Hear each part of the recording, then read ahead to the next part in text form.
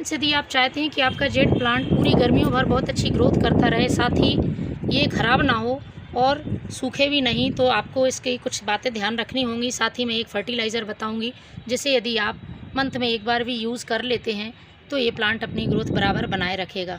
तो उसके पहले हमें इससे 2 से 4 बातें ध्यान रखनी पड़ेंगी जो कि इस प्लांट के लिए बहुत ज़रूरी हैं, क्योंकि यदि आप इस तरह से ध्यान नहीं रखेंगे तो आप फर्टिलाइज़र भी डालते हैं तब भी ये प्लांट अपना ख़राब हो जाएगा। तो सबसे पहली बात है कि इस प्लांट को इंडोर बिल्कुल भी नहीं रखना है। लोग इसे इंडोर प्लांट बोलते हैं, लेकिन ये इंडोर प्लांट नहीं होता है। इस प्लांट को फुल सनलाइट की ज़रूरत पड़ती है, और जब ज़्यादा धूप आने लगे, जैसे कि मई जून के महीने में जब तेज़ गर्म हवाएं चलती हैं, तब आप इसको ग्रीन नेट के नीचे रख सकते हैं। बाकी समय इसको फुल सनलाइट में रखें तो ये प्लांट बहुत अच्छी ग्रोथ बनाए रखता है। दूसरी बात यह है कि इसमें ओवर वाटरिंग बिल्कुल भी नहीं करनी है। वाटरिंग ओवर भी नहीं करनी है और कम भी नहीं करनी है, क्योंकि इस प्लांट में यदि इस तरह से कम या ज़्यादा पानी होता है तो इसकी लीफ पर वैसे ही इफ़ेक्ट पड़ने लगता है। यदि ज़्यादा पानी हो जाता है तो इसकी लीफ जो है वो पीली पड़कर गिरने लगती हैं, और यदि कम पानी रहता है तो लीफ कमज़ोर होकर सूख कर गिर जाती हैं। तो आपको इसकी पानी का भी ध्यान रखना है।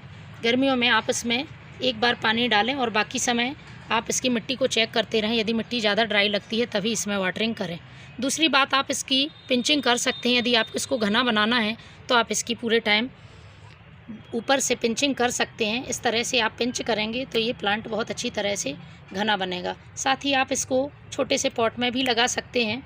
ये देखिए, मैंने इसको छोटे पॉट में लगाया हुआ है और ये प्लांट देखो कितनी अच्छी तरह से ग्रोथ कर रहा है। देखिए इसका कलर भी कितना खूबसूरत है और ये प्लांट कितना घना है। जितनी अच्छी तरह से आप इसकी पिंचिंग करेंगे ये प्लांट उतना ही घना रहता है। और यदि इसमें आप पिंचिंग नहीं करते हैं तो इसकी जो लीफ हैं वो थोड़ी दूर दूर आती हैं और प्लांट दिखने में अच्छा नहीं लगता है। तो ये काम भी आप करते रहें। साथ ही फ्रेंड्स, अब बात कर लेते हैं इसमें फर्टिलाइज़र की। यूँ तो इस प्लांट को ज़्यादा खास फर्टिलाइज़र की ज़रूरत नहीं पड़ती है, लेकिन फिर भी आप नाइट्रोजन रिच फर्टिलाइज़र इसमें डाल सकते हैं। तो इसके लिए मैं आपको एकदम फ्री का घरेलू फर्टिलाइज़र बताऊंगी। किसी तरह के केमिकल फर्टिलाइज़र को यूज़ करने की इस प्लांट में ज़रूरत नहीं है। तो ये है मेरे पास used tea leaf. Used tea leaf में नाइट्रोजन कंटेंट अच्छा होता है। तो इसको आप पहले इस पत्ती को, चाय पत्ती जो यूज़ करी है उसको आप धो लें, धोकर सुखा लें, उसके बाद ही इसमें यूज़ करें। बिना धोए और सुखाए आपको यूज़ नहीं करनी है, नहीं तो आपके जेड प्लांट में फंगस लग जाएगा, क्योंकि उसमें चाय पत्ती में शक्कर होती है, साथ ही कुछ दूध की मात्रा भी रह जाती है जो कि हमारे प्लांट को नुकसान पहुंचाती है। तो आपको ये इस तरह से सुखाकर और मिट्टी में मंथ में एक बार डाल देना है।